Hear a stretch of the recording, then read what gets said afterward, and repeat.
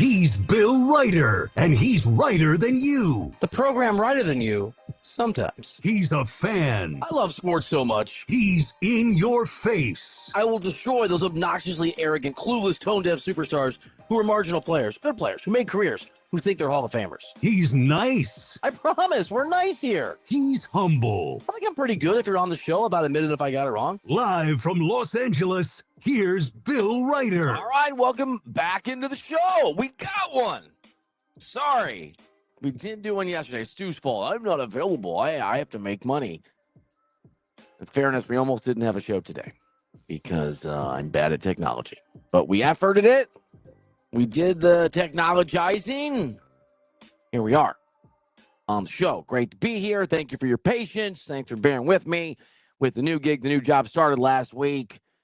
Haven't had as many podcasts. We're going to ramp back up. We're going to get there. We appreciate not just the support at billryder.substack.com. We appreciate those of you that are angry with me because it means you like the pod and that you like what we're doing here.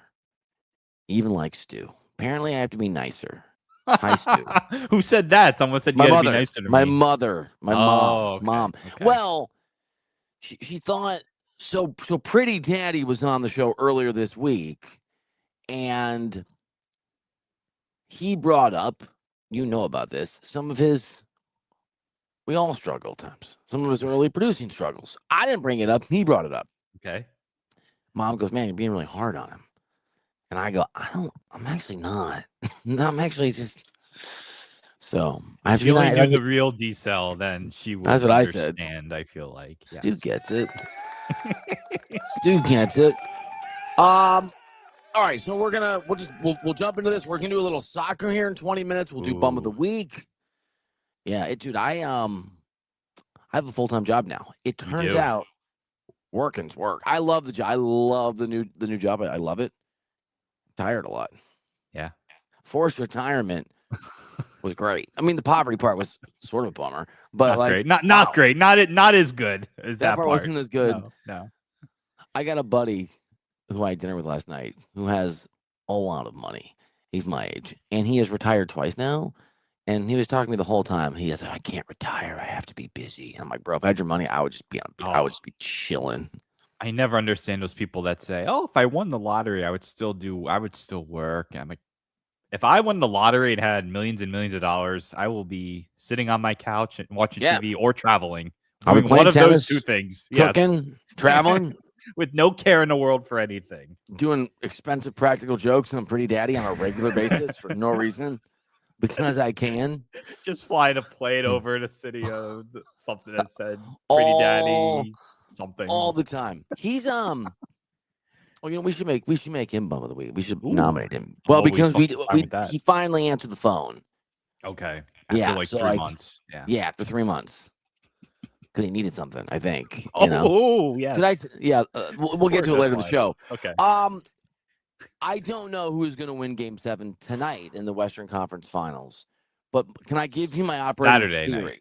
Saturday night. I don't do sports, man. I don't do the sports ball.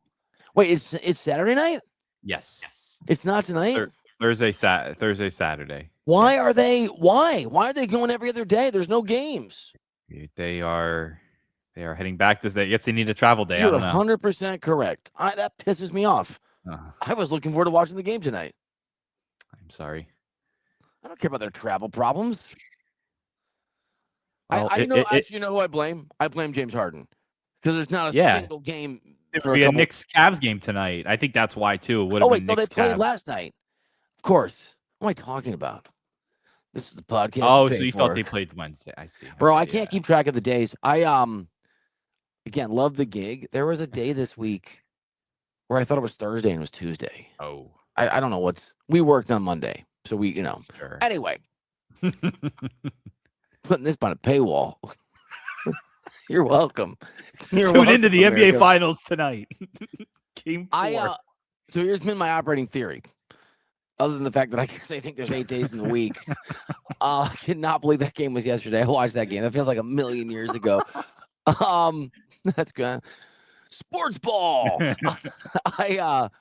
My entire sort of theory on this has been that if the Spurs can look, the Spurs are not as good a team as the Thunder. They're just not. They played great defense last night. I mean, it was San Antonio was awesome, and the Thunder did not.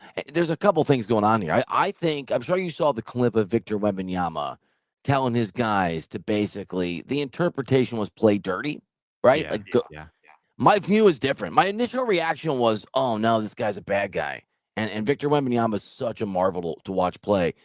Having mulled this over, the Thunder are on a regular basis flopping, throwing themselves to the ground, obnoxiously chasing foul calls that aren't there.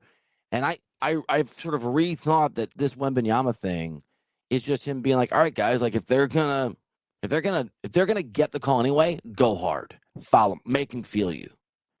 And I feel like that physicality kind of came to bear yesterday, where they looked for the first time that I can remember in this run. Thunder, obviously NBA champions last year, the favorites this year. They looked overmatched physically. And my entire thing, Stu, has been I think the Thunder are the better team. I'm sure they're going to be favored at home tomorrow. That's when the game is, Stu. I didn't know if you know that.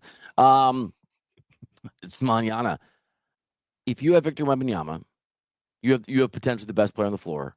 And the Spurs, they want to win. The finals is on the line. They are so far ahead of schedule. They're not supposed to win this game. And the Thunder are supposed to be one of the best teams of all time. JJ Redick said it, so it has to be true. A few weeks ago, I like the Spurs' chances. I think all the pressure's on Oklahoma City, and I don't believe in home court advantage in a game 7 of a game like this when there's a big underdog, when there's a team that's not expected to do it, when the momentum shifts. The 2016 finals is my prime example where the Warriors were up 3-1. The Cavs came back. I covered that series. People forget. Everybody thought, okay, great comeback. Cleveland's clearly going to lose in Golden State. But I just think home court advantage goes out the window in a game 7 in a situation like this. All of which is to say, who knows what happens? The Thunder are amazing. I really like the Spurs' chances in this game. I do too. And I can't believe I'm saying that. I thought, there was a point in this series where it's like, okay, is this going to get away from the Spurs? Is this going to be over in the 6 games that maybe feels like a quick 6? I don't know. But they've kind of battled with the punches. They've fought back. They've done a great job. I mean, Wembanyama is just an amazing player. It's crazy. That first quarter he had was great. He just took over that game in the first half. I think he had 22 in the first half. He was hitting threes. He was hitting floaters. He was doing everything that Wembanyama does. He looks like Michael Jordan if Michael Jordan were 7 foot, whatever he is. He's the guy. As good as SGA is and as good as other guys are in the league, he is the guy right now. And yeah, the role players are good and interesting. Like there's been some growing pains, but I like some of those young guards. I like Castle. I like Vassell. I like Harper. Harper doing stuff. Dylan Harper's an incredible player. Yep. Champagny, who played at St. John's. I know he's like one of those like prototypical like 3-and-D guys, good role player.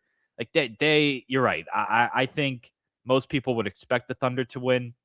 The pressure is going to be on the Thunder. The Spurs, like you said, aren't supposed to be here this early. Even though they won 62 games during the regular season, they're still viewed as the underdog here. But I kind of like their chances. I think I would pick the Spurs right now. And that's crazy to say, I feel like. I also think that when you rely on something to succeed, that can be taken away. When it's taken away, success becomes very, very difficult. And the Thunder have come to rely on an extraordinary amount of free throws attempts that I don't think are justified. But maybe Oklahoma City fans, whatever. I don't want to debate the topic. Actually, I do want to debate the topic. Shea hits the line all the time. Like the foul baiting's crazy. I'm not saying that Adam Silver is going to fix Game 7, but Adam Silver and the NBA's interest, their best interest, like a historic potential ratings bonanza, is Wembanyama against the Knicks. Yeah. And at a minimum, I think that's going to equate to the garbage fouls you've been getting, you're not going to get in a Game 7, even if you're at home. I'm not saying the message is going to come down from the commissioner, fix the game, but I think it might be, we sort of noticed this foul thing. Why don't we clear that up? I think that's going to go away. And I think that's one of the, I heard, James Coe, he's like a former NFL, he's an NFL Network guy who's trying out to be the night guy at my new radio station. I was driving home listening to him. He made a point I'd never thought of.